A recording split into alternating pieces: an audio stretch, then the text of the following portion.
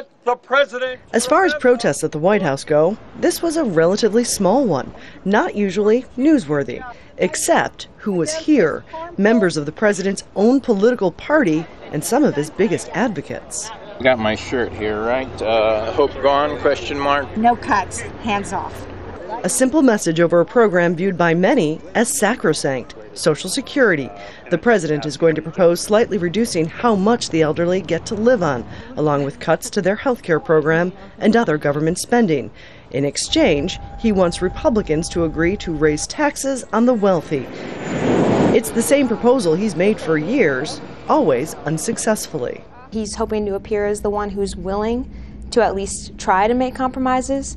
And if he gains anything from failing here, it's that he can point to the GOP and basically say, well, you're the ones who wouldn't agree to any sort of deal, so we're still in this fiscal and economic mess that we're in. Most observers predict his budget won't pass in this town so ideologically divided.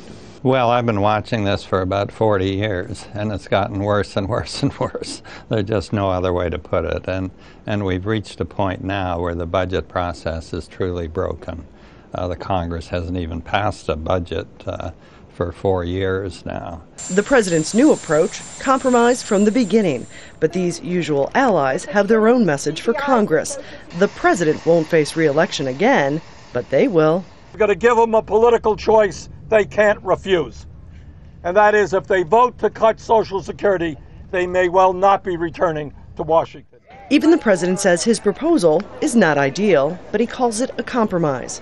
So far, one that few members of Congress appear willing to make.